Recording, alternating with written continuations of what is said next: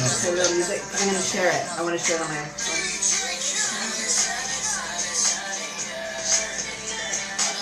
Alright, so I'm logging in. Hey, what's happening? Oh, there we are. Hey. Oh, it's delayed.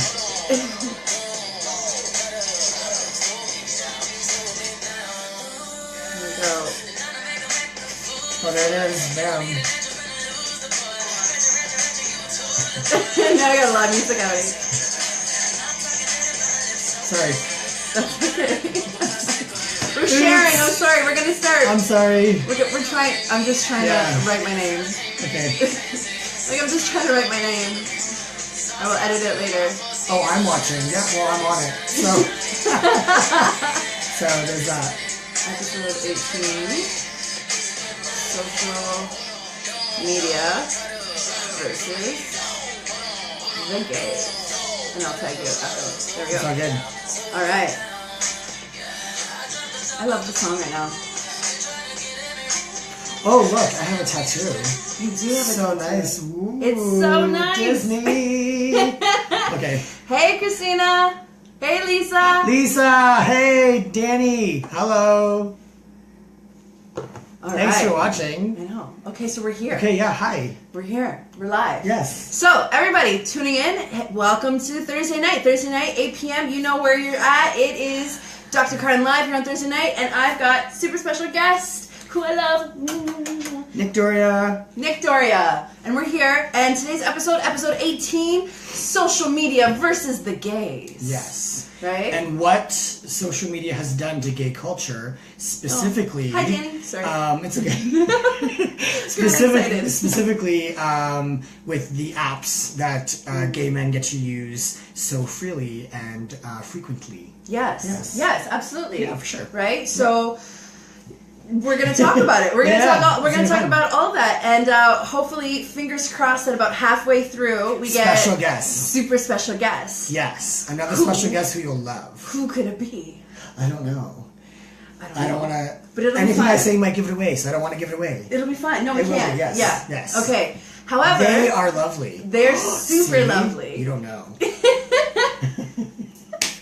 All right. So Nick. Yes. They know who I am. Yes. Because they're watching. So I'm Dr. Carlen. Yep. Sexologist, relationship psychotherapist. We're here in the corner of love. Of love. And this is Nick Doria. Yes. So Nick Doria, tell everybody who's watching a little bit about you, what you do, all of that. Who I am? Okay. Yeah. So my name's Nick Doria. Born in London. Lived here my whole life. I currently work selling furniture and home decor for a local business in London called Wood and Water. We have a few store locations, and I've been doing that full time for a long while. long while. I also work with Open Closet. It's a queer support group for LGBT2Q plus youth. We both do that. Yes, yeah. And Yeah. I've been doing it for 4.5 years. And I'm still on as casual, which is wonderful.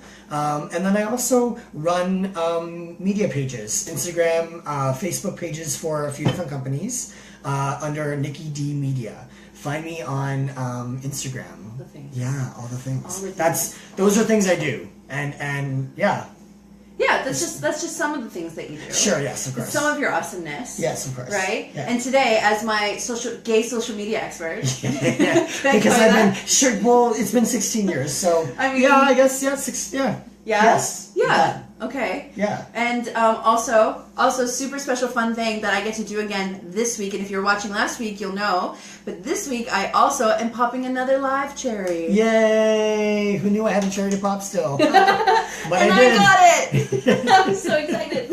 All right. However, yeah. Let's get into Sure. let's get into the stuff. Yes, please. Let's get into the stuff. Okay. Okay, so social media came, so we're about the same age. Yes. And social media was something that like we grew into, right? We did, yes. I remember a really brief period of life with no Yeah. internet. Yes. And then internet happened. Yes. And we had big, huge computers. Yeah, that were, like, giant computers. 14 feet long, and yeah.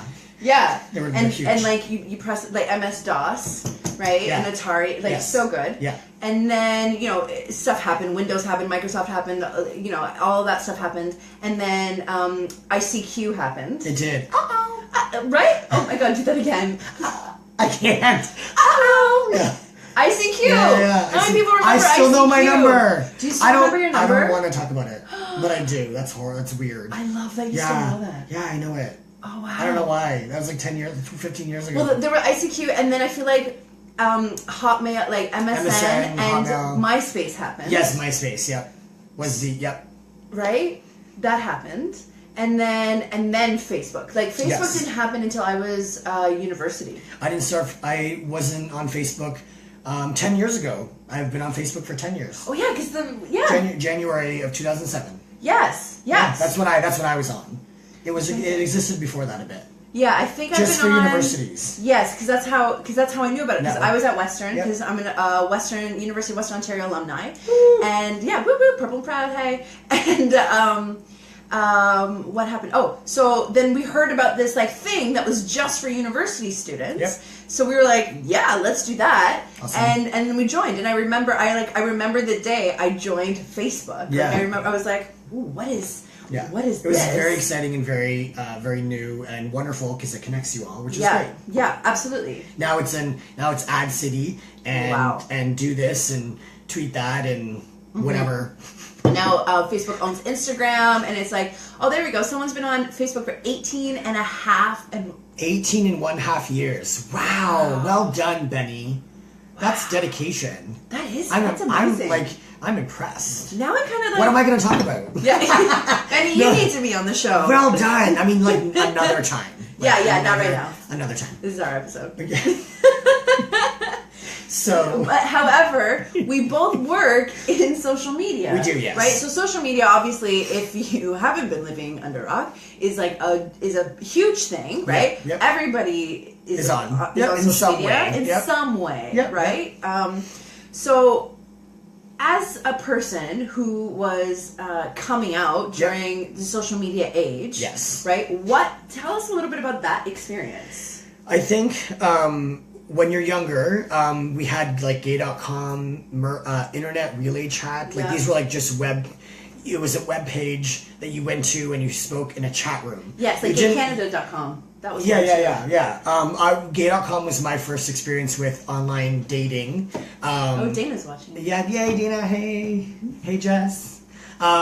This is fun. I know. Because I can like see people and have to ask questions. Yeah. And if you have a question to ask, what I wanted to say for sure was I'm not speaking for everyone's experiences. I am a Caucasian male in Canada, so I understand my privilege. I understand that I haven't had the challenges like a lot of other individuals in the world have had. So be nice, because again, I'm just one person. But I hope that that my perspectives and my experiences will resonate with you, and then that's why I'm here to discuss what I think works and how people can be nicer.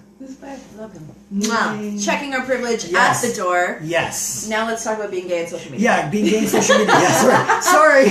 Tangent. We just had to do that, and Yeah. now we're back. Yeah. So, gay on social media, it allowed you. It allowed you to connect with people that you otherwise weren't connecting with, obviously. Yeah. And I mean, it kept people who are introverted. Like, Yes. I think it hasn't done anything for that type of person. And as far as extroverted people, it just accentuated kind of their personalities, right? Big personalities on media. It was really nice though, especially at first, because it was simple. You could talk to somebody. These apps existed. To bring us close together, and let's face it, to hook up easier. Yeah. A lot of people are really shy about going up to somebody, so being at a club is ideal because you're actually seeing people, but it isn't always realistic for you to be able to go up to somebody who you like and tell them you want to have sex with them. Well, not anymore. Or you would know, sure. Yeah. now you're like tweeting about it. That's what, yeah. I want to have sex with you. That's what it was up until, whenever Facebook Sure. came into play. Yeah. I can't remember when that was, but yeah, right? Yeah. Facebook did a really awesome thing by connecting the world. Yes. And in a way I don't think we had before on the No. network we had before. No. So it's been wonderful, and it will be wonderful. But like everything, there's always like a positive and negative to it. So there's easier access to everything is good, and there's easier access to everything. Yeah. So that can be scary and tricky. Absolutely. Yes. Absolutely, right? Yeah. So, one of the things that I know that social media technology, smartphones, right? Like, what that did was, for me, as a sexologist, right? Yep. As a sexologist, relationship psychotherapist, right? And studying relationships and studying how that worked. Actually, one of my theses was on social media and the impact that it had on our interpersonal relationships. A huge impact. And yeah, huge, Like, huge, massive. huge. And when I did that, I did my thesis like 8 years ago. Like, just think of what's changed A lot. just since I wrote my grad school. Like, Yeah. you know what I mean? So much has changed, and the dating world, and not only how people connect globally, but how Yep. people Date. have sex Yeah. and date globally is really how it's changed, right? Yes, yes. So I'm trying to think. So like ICQ really started that, and Sure. then MSN, because like I remember being in high school, ICQ, and like being like, oh, I'm talking to this boy, Yeah. oh my god, right? And like then you start, and then that's how you started to talk without having to like be on the phone and wait for like your little brother, your little sister, your mom to like pick up the phone. Get off the phone. Yeah, and like Yes. I'm listening to them. Remember three-way right? calling? Three-way Three-way calling. Bomb. You're like, okay, just wait, I gotta go back to the other line. And then like flipped it and like, oh yeah, hi. And like everyone was there. It was nice. Super fun. So much fun. And you'd be on the phone for hours. Yes. Hours. It would be lovely. We're wrapped around my arm, like upside down on my bed, like Yeah. talking. I love talking on the phone. That's another thing that happened. So okay, we're gonna get into it. Yes. Apps. Apps. Like, or just what Well, what so then apps happened. Yeah, right? So yeah, then like so Tinder media happened. happened, yeah. Well- Social media happened. Okay, now you go. So Just then to preface Grindr. everybody. Listen, Really Portuguese, girl. Italian. This is probably not a good idea in the first place, but I'm really happy and it's been fun so far. It's so great. So apps, Grindr, Scruff were two of the main gay apps that existed for gay men or anyone who wanted somebody with a penis potentially. So there you go. And I completely agree, and I'll always agree about this, that it primarily was used to, again, quick access to people and hook up. And I totally understand all that. What social media can do, though, is actually connect us in a lot of other ways that we're not allowing those apps to connect us with. Yeah. So that's on, yeah. On. Listen, this isn't Yeah. English class. I'm trying my hardest though. You're doing so good. So I think while the introduction of these apps were amazing, which is what we're going to talk about, they also have a pretty decent downside in terms of the way you're seen and the way you're allowing yourself to be seen, which has always been a conflict for me to understand why someone would want to misrepresent themselves. So again, we'll be kind of getting into that as well. I'm kind of like. No, let's get into it. Yeah. Right? So, no, I love that you're being assertive. Yeah. So, okay, so we're talking about apps. We're talking about dating apps. Yes. So, Well, and specifically dating apps, right? Specifically apps. Okay, well, let's talk about specifically apps that are geared towards gay men, because that's your experience, right? Yes. That specific for gay men that are used to meet other men and for hooking up. Yep. And what that has been about. So like there's Grindr, there's Scruff, there's Growler, Squirt, there's Growler. Yeah, Squirt is a website that they released like a icon for that you can go into the website easier. Oh, okay. They've made it like user friendly that way.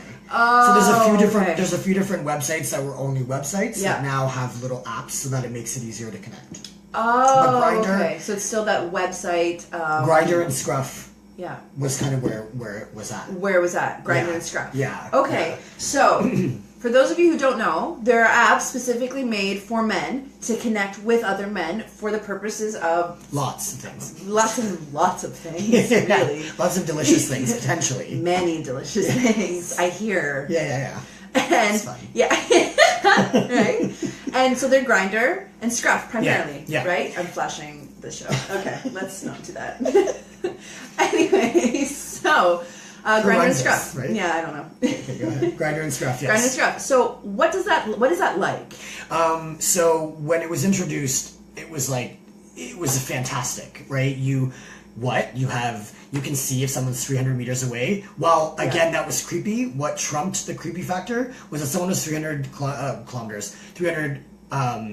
meters away, and you might think they're hot, and they might think you're hot, and you guys can get together. Whereas otherwise, you're not seeing someone in another building. So let's explain that to them. Yes. So Grindr uses geolocation. Yes. To locate you and then another user. Yes. In your community within your distance limitations. Yeah. Right. And you voluntarily create the profile, knowing that that's the purpose of the app, to see where people are approximately like where Tinder. you are. For those of you who like Tinder, so Tinder essentially, I think, borrowed that idea. Tinder was much later than Grindr and Scruff. Much later. We, the LGBT community, created something that the heterosexual community decided, this is kind of fun, we should use it. Yeah. And I'm sure people have had fun. I mean, I'm sure you've had a lot of experiences that are colorful and wonderful. Oh, what? Absolutely. Right? Yeah. Tinder, good times now. Okay. Tinder, there's Bumble, there's all those things. So Bumble, that's what Bumble. We'll talk about that. Yeah, okay. Yeah. So so Grindr, that's what Grindr was. So you could literally see yourself, right? And then see someone who's 300 meters away, 25 meters away, a kilometer away, whatever it is, right? But you could literally be outside of someone's walking down the street home. Yeah. And you're like, oh, I wonder, Grindr, right? And then and you could be and that's the noise, actually. Is it really? Yeah, that's almost Did I make the Grindr noise? Yeah, little man there. Oh, no, it's fine. Okay. Just joking. Let's not do that. Yeah.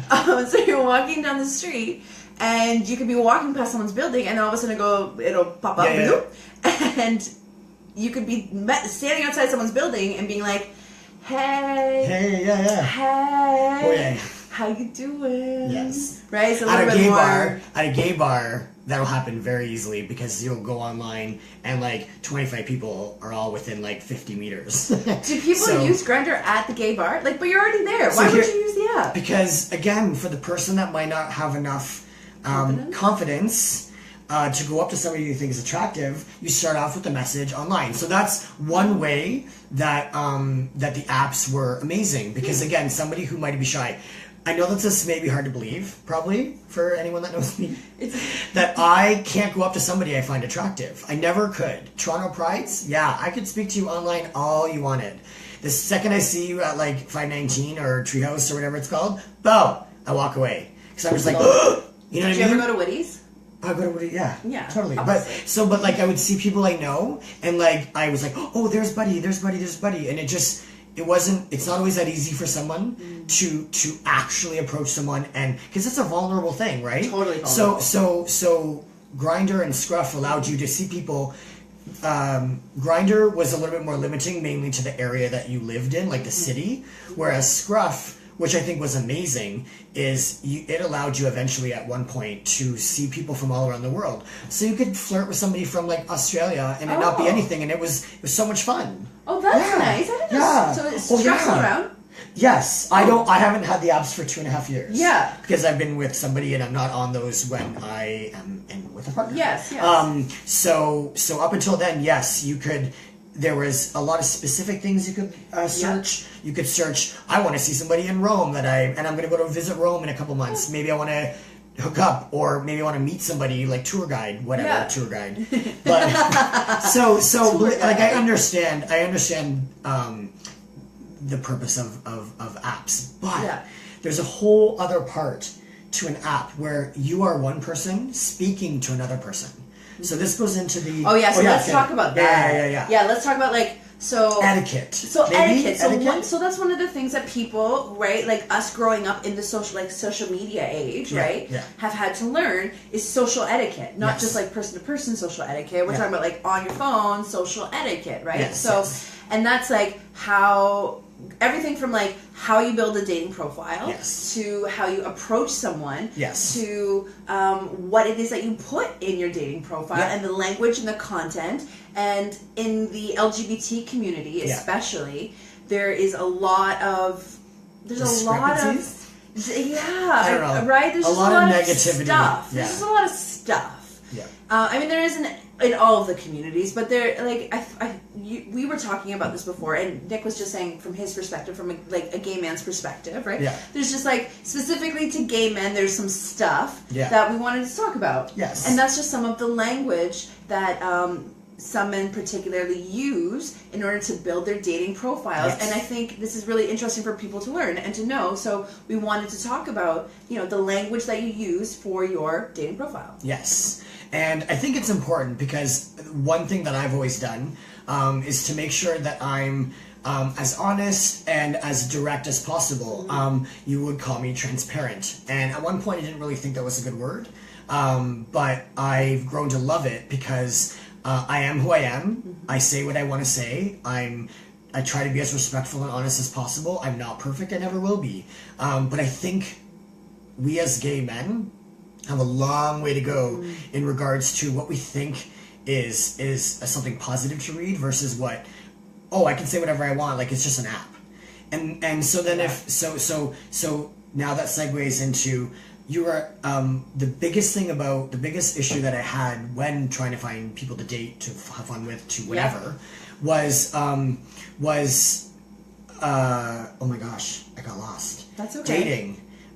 What the one major thing? How you're representing yourself on your profile, or the wording you use, or how you're.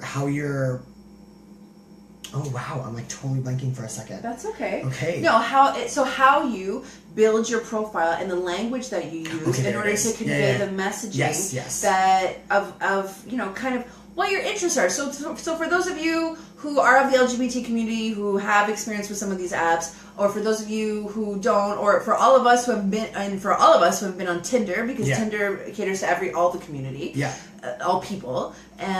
So we know that we have to, you get a little bit of description words, right? So there's a lot of stuff that you can do with those characters, and a lot of messaging that you can convey about yourself and kind of what you're looking for, right, in that little box. Yes. So we were talking about some stuff, and I totally am on it now. No, you totally got this. So we were talking about language specific to the gay men community that we thought would be really interesting to share, because there is gay men community specific language, right, that can be wonderful and can also be harmful and hurtful and limiting. And one of the main things I think in terms of if you're building an online profile, right? If you're out there and you're dating and you're building an online profile, the number one piece of advice that we were talking about is that you always want to maintain a positive angle to it, a positive aspect to it. You want to just be positive, right? Like nobody wants to read a profile that's like, well, like I don't like this and I don't like that, and like if you're like this kind of person, then I'm out. Like I'm like. Bro, I'm out already. Like, you know what I mean? No. It's like, tell me who you are. Like, tell me what you love. Tell me what, like, invigorates you, right? The one major thing that... Tell us about So what I noticed on my time on the apps is there's a lot of negativity. So instead of talking about the positive things that you enjoy, the things that make you happy, like what Carlen was just saying, a lot of people spoke about what they didn't like. And that says a lot about the person you want to speak to. And it's not hard to represent yourself properly. It's really not that hard. Try to be as honorable and as respectful as possible. I saw a lot of negativity online, and it didn't need to be there, and it's fine if that's how you want to be represented. But I always came out being like, so I want to meet people. I don't want to waste anyone's time. I want to meet people, I want to have fun, or I want to go on dates, or I want to really get to know you because I think you might be worth something more. I always tried to make sure that my message was conveyed in the best way possible. And how I saw a lot of success was I spoke about, again, only those things I wanted, not things I didn't. So I didn't create this like hostile environment. I think a lot of people unintentionally create this hostile environment by talking about what they don't like. And everyone has a right to say what you want. I'm one person with my experiences. I have 16 years of experience from gay.com to Growler and Scruff and a whole bunch of other dating sites. So I'm speaking from a lot of experience here when it comes to me saying I think the best way to get someone's attention is to try to be the most honorable version of yourself. Even on an app. Yes. Because it's still a human speaking to another human. Yes. And as overwhelmed as I get whenever I posted a new picture that people seem to like, which was super fun and really flattering, and it's like such a confidence boost that day when those happened. It was amazing. Yeah. When you're like, there's a worldwide section where you could be one of the most liked photos in for an hour in the world, and that was so nice. That's cute. Well, social media isn't. I mean, we could talk about social media addiction, but like social media is a drug. It was so lovely that people loved your photo. It's sharing that community love. Yes, which was wonderful. It is also that, which is wonderful. Yeah. The few other things about things that I noticed that were so problematic is in regards not talking about the negative things was HIV stigma. Yes. Okay. Let's talk about that for a second. Let's talk about that just for a few second. seconds.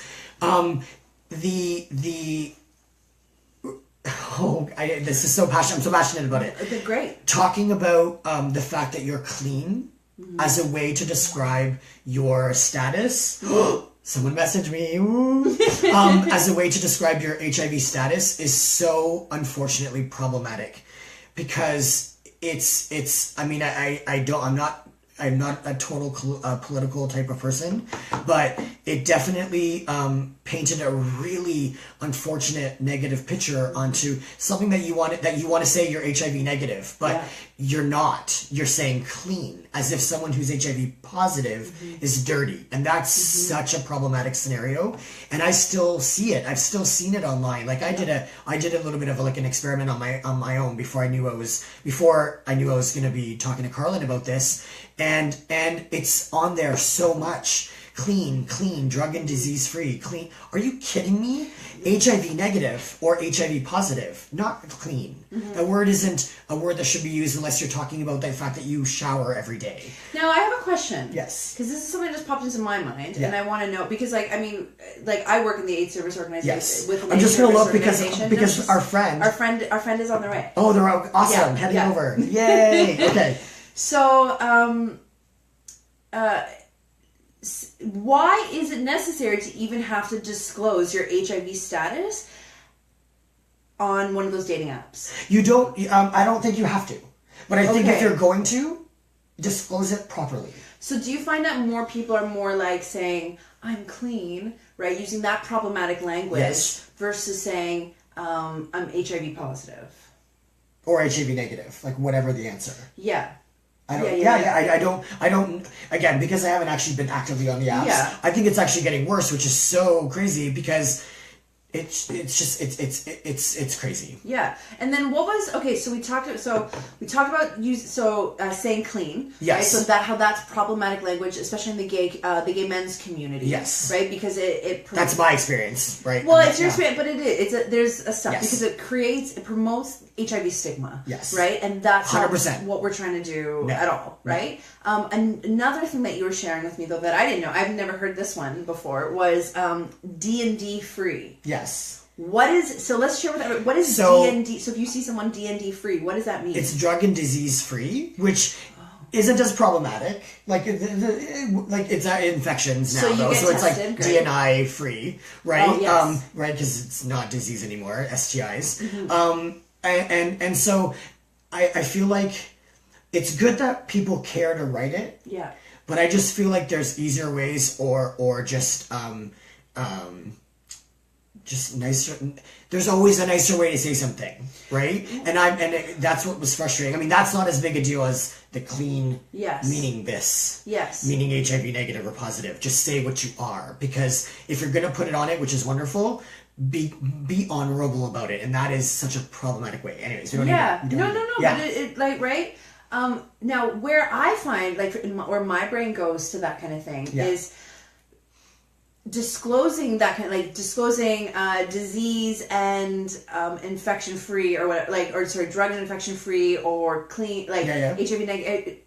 What I kind of feel that does is that eliminates the need to have a safer sex conversation or a condom negotiation, because it's almost like you have that on your profile, and so it's like, well, I was on my profile, so you should know. Okay. So now the onus is on you, versus being accountable for your body and the other person being accountable for their body and like that kind of thing. Yeah. You know what I mean? Yeah, so I feel like that kind of language just eliminates the safer sex conversation a little bit. Just like decreases it. So yes, I can. Do you see what I'm saying? I do, yes. Yeah. So I'm going to explain that in my experiences, those talks still happened. Okay, great. Because I needed to make sure the person is just here. arrived. But so I think that it can. But if you are serious about any of the experiences that you're having, that you'll still have that other conversation. So I totally get what you're coming from. Yes. Probably that did eliminate the talk for a lot of people. Yeah. For me, I'm fortunate, and it didn't eliminate that conversation, which I appreciated because I want to make sure that if I'm making a decision, it's as informed as possible. So that's So here we go. So we have. She's coming in. So, what are the alternatives to writing that you're clean? Would be to write if you're HIV negative or HIV positive, I believe, instead of writing it as clean because it promotes the stigma. Or what other question? Let's just move these. What other question do you have, Kevin? Okay. Sorry, I haven't been looking at the questions because we've just been gabbing. So, if you have a question, again, you're probably gonna just sit on my lap. Yeah. We're just gonna. All right. So here's our special guest. Yay, special guest! She's the one and only Dana Nazala. Hi. So this is my first live. Am I popping your cherry too? I'm popping 2 cherries right now. Yeah, 2 good cherries. I'm really excited about this. I want to say more, but I have to still be PG-ish, kind of. Well, we have family watching. Yeah, I have family watching. Okay. Yeah. So we're really Euro. Here's we're talking about negative language or problematic language on profiles. Right. Yes. Have you ever had a profile online? Like a dating profile online? I was. You gotta come closer. Yeah, you gotta like kind of sit on me a little bit. Oh yeah. Oh, there we go. And just look at the camera. That right. Yeah. I had a profile way back when on the Pink Couch. Oh wow. Okay, so there was was that specific? What was the To pink women. Lesbians It was specific or women, to sorry. women Okay, seeking other women. I wasn't really on there. At the time, it was new, so I was curious about what it was all about. As everybody is. Yeah. And I connected with a few people, but it was, I found it. I mean, if you have if you have a level of comfort that may not be very high in social situations, it just transfers through to the internet thing. So I was kind of a lurker, a little bit of discussion, but at the time, I mean, it was women. We didn't. The descriptions were just descriptions. There were no short-term, there were no negative kind of things that people would list that they were not looking for. Yeah, and that's what's happening. That's what's happening a lot. Where instead of highlighting the things you want or the positive things you're looking for, people are writing what they don't want and being really negative about it. Yes. And being racist about it. Racist, a million things. Stigmatizing all of the things. Which is super frustrating because the alternative to that is just being a little bit more honorable. Yeah. We're still humans. Other humans are reading our profile. Ooh. Other people are reading our profiles, and so I still want to be represented properly, right? Instead of being represented in as this person who's racist and holds a lot of stigma for things that we shouldn't. So I have a question, right? Dating apps. We're talking about dating apps, LGBT community. We talk about Grindr and Scruff for men. Now, for women trying to hook up with women, are there straight up like a Grindr for women? And like scissors? Would sorry. It could work. I just patented. If anybody's looking to make a new app, a hooking up app for women called Scissors, apparently is this guy's idea. I like the name. Would you think that it could work? Yeah, would that work? Well, there are apps because I facilitating the discussion group at UWO with Richard. Okay. I get schooled quite often as to what's happening for women these days. Yeah. And there are, and I did look at one just to sort of see. It wasn't like you weren't geolocated. It was more like a Tinder type thing. So Okay. what was it called? Find Her? I can't remember. Oh, Grind yes. Her. No, it was called Grind Her. Really? Grind Her. Oh, that's clever, because Grinder. Grind Her. I think so. Maybe I made that up. If I did, I'm totally like... She's still amazing. I've got rights for that. Yeah. But it was, it was of a demographic. It was young. Yeah. It was a young demographic, which is great. But I'm old school. I'm old. No. So I don't. So Yeah.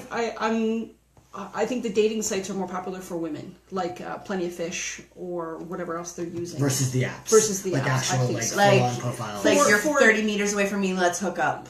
I don't think that Apps. works for women. Yeah. Right? Okay. So that's what And we were talking about. talking We're like, yeah. so I didn't what... know. I had no idea if there was a female, like a grinder for I don't know. I mean, there's Okay. it could be out of my league, but I was listening to the conversation on my way over, kind of about apps and stuff, and I was like, I don't think they're really. I don't think it's as. I think women are just different in how Totally. they hook up. Yes. Right? We want to get under your emotional skin. Yeah.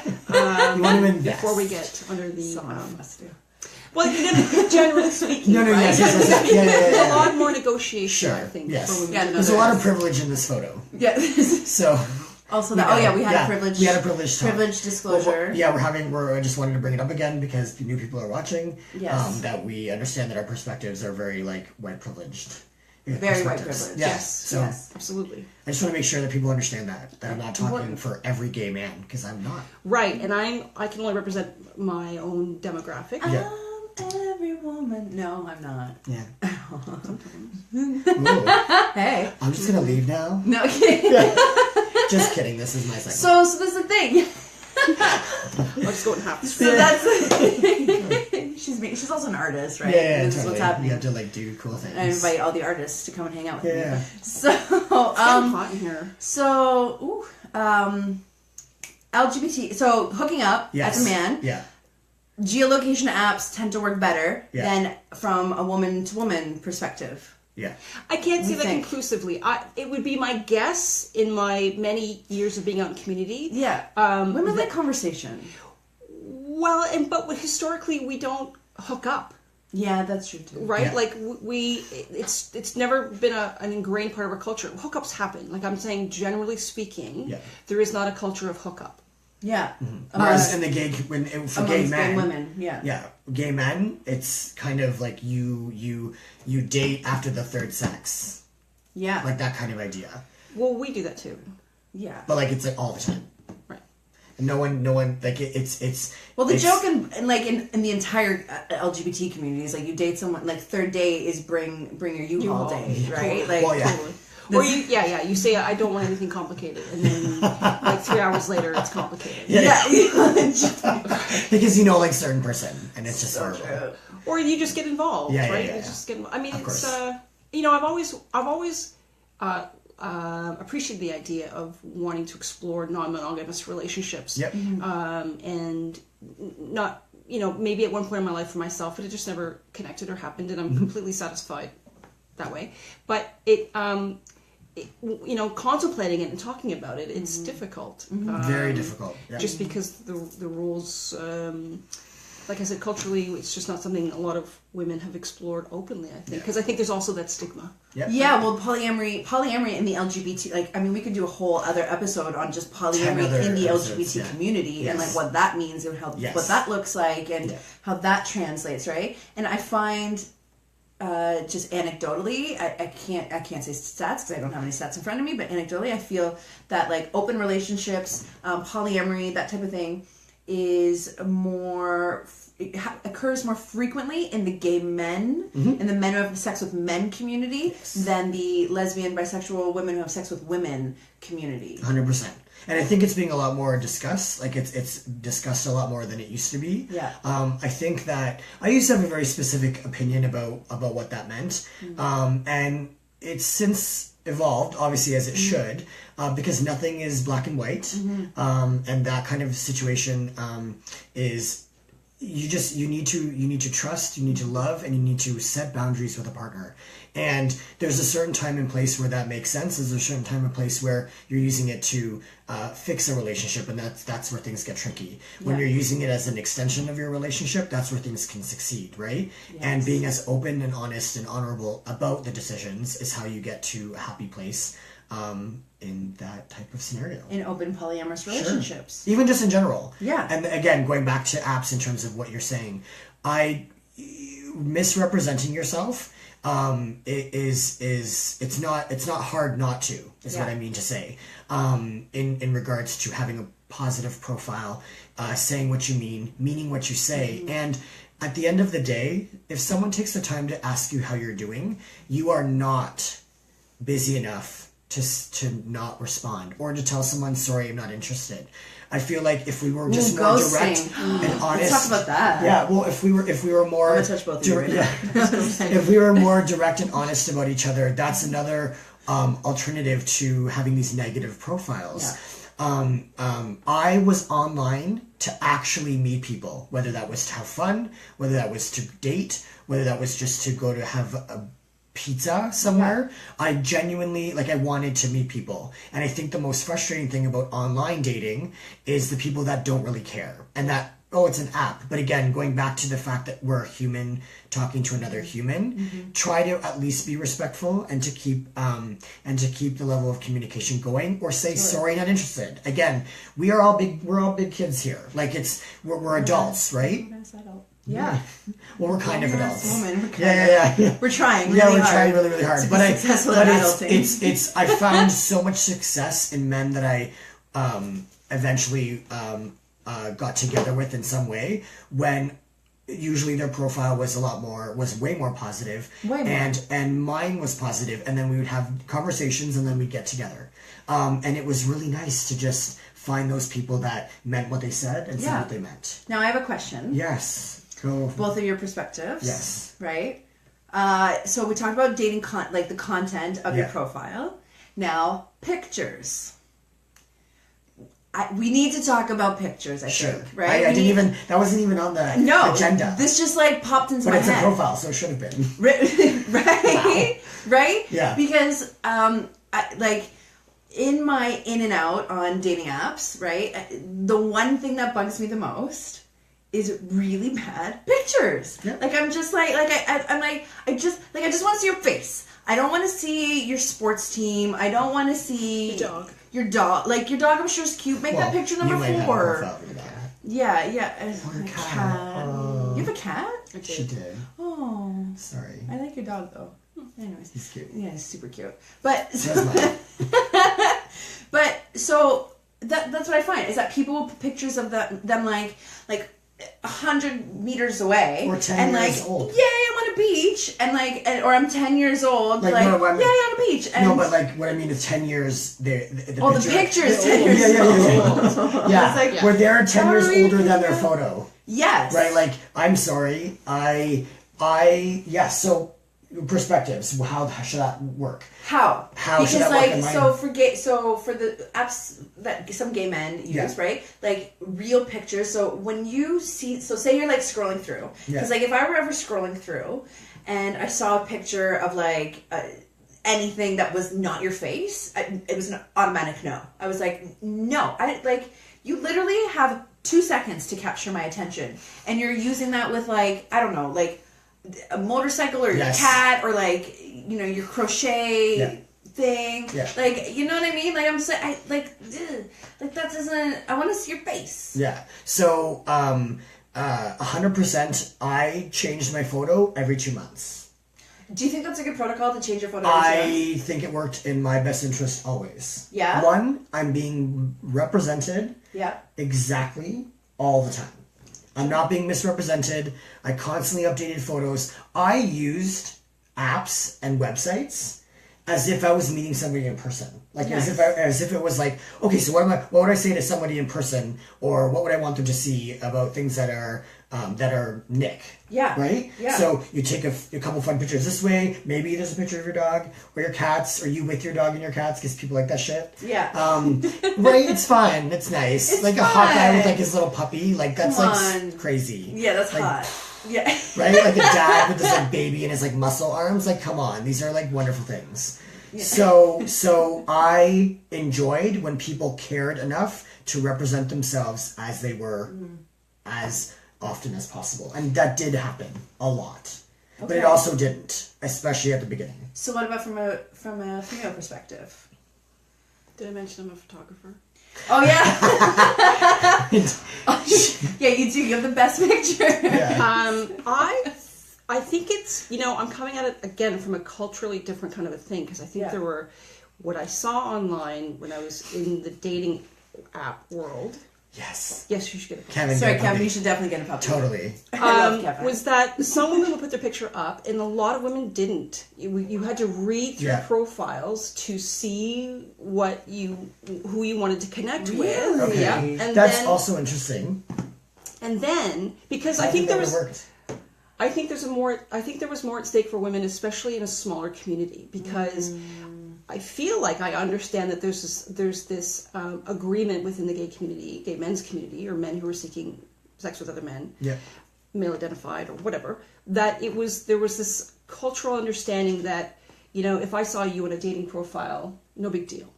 Right? Like, it's no big deal. Yeah. I don't think that translates well for women. I think women are a lot more private. In my experience, I can't speak for all of them. And in my age category, or growing up, we were a lot more private about things. But it wasn't because we worried that someone was going to take our picture and put it out somewhere else. Yeah, that happened. It was, do I know Catfishing. you? Yeah, like, do I know you? And so-and-so's on a dating site, because it was new in the beginning, right? Yeah. And it wasn't as acceptable to be online dating or on an online profile. So there was a real you would wink at someone, and on the pink couch you would sit on the couch together or something like that. Oh, that's so cute. And then you would talk, and if you felt safe enough to share a picture, then you would. You'd find out where are they from.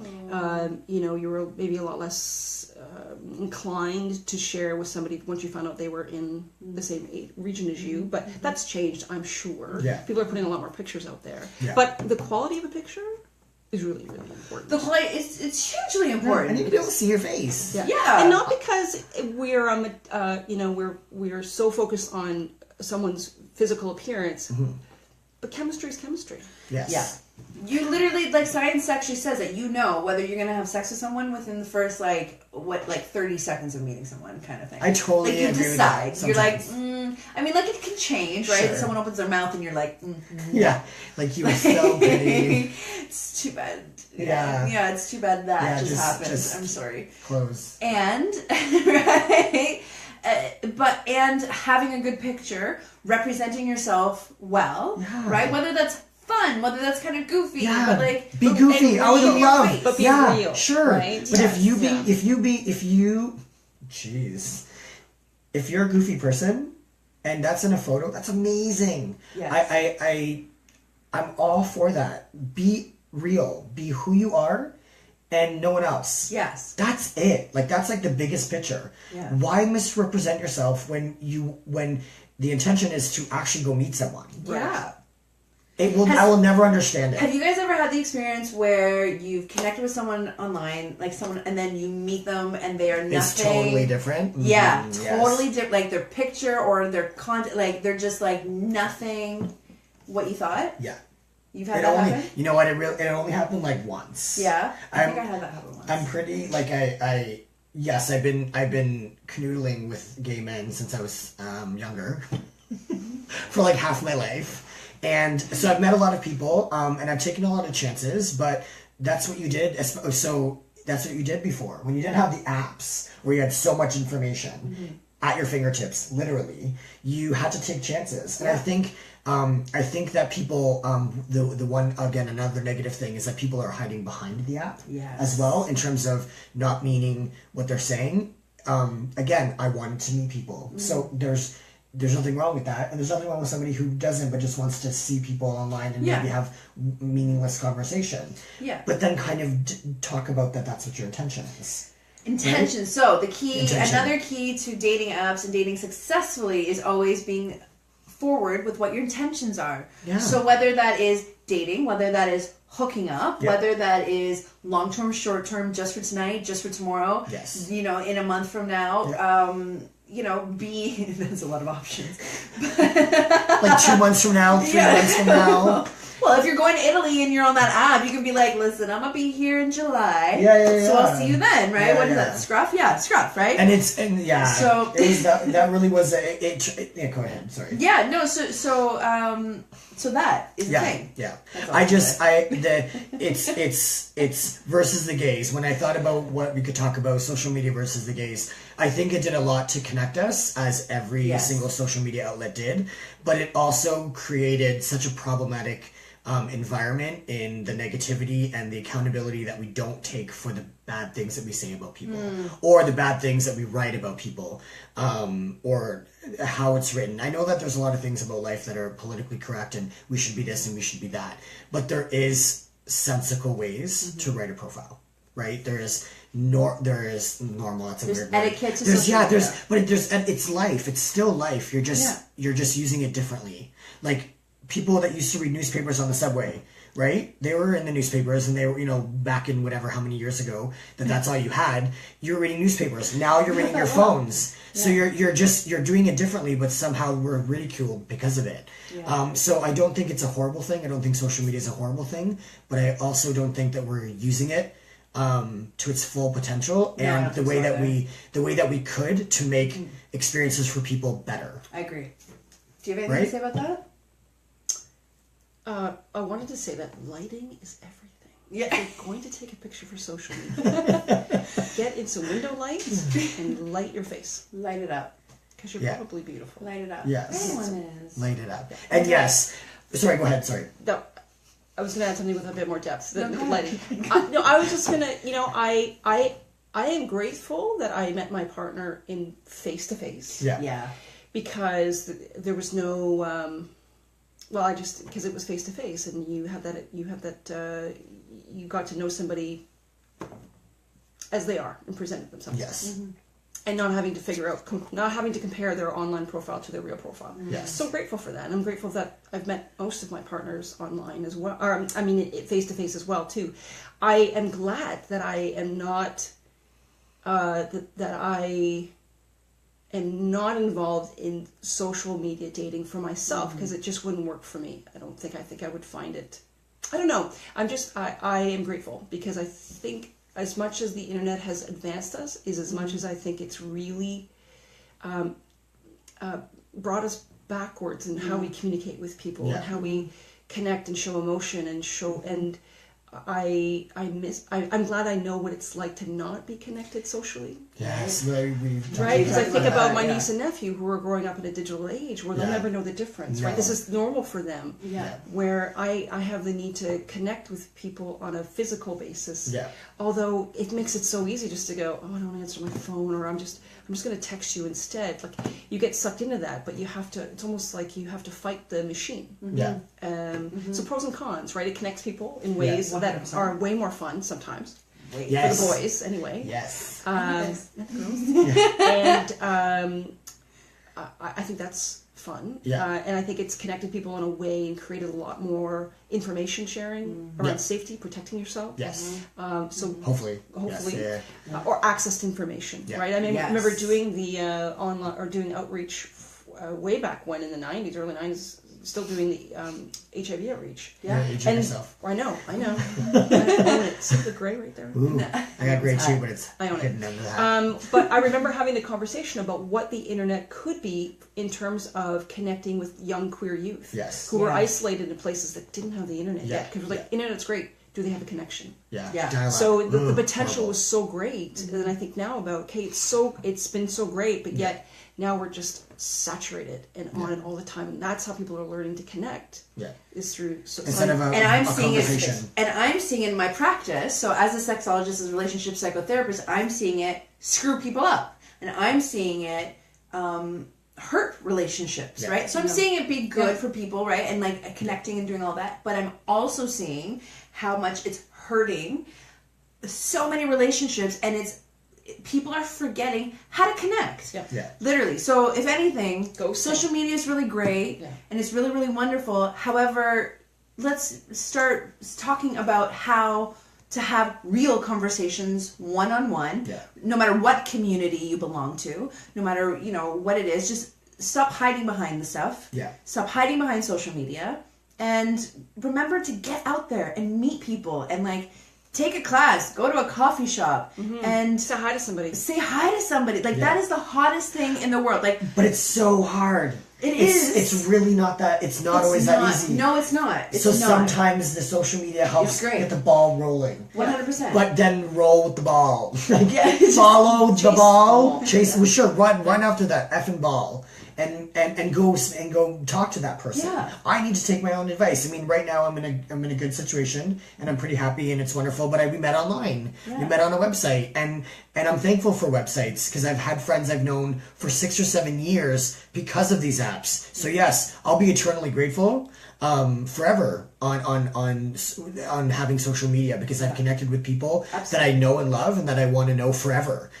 So yay, but again, don't hide behind it. Don't behind it. Learn that a human to human experience is going to trump any experience you're going to have, and it's so important to have that experience. Infinitely important versus to hide behind your phone and to use it as a way to just stay instead of moving forward. And on that note, my friends, Don't hide. Yeah, don't hide. don't hide behind Don't hide. us. Don't hide. And I've looked not at the camera a lot. I'm sorry. No, This we're was good. so much fun. Thank you guys for watching. Yeah, Thursday thank you night, so much. Dr. Carlen Live with Nick Doria, Dana Nozella. Yay for And me. this was episode 18, Social Media versus the Gays. And a whole bunch of other things. And a whole bunch of other things. Yeah. And don't worry, you'll see them again this summer. Yay. Love you guys, Mwah. and thank you so much. Yes. Mwah. Thank you so much. Bye. Bye.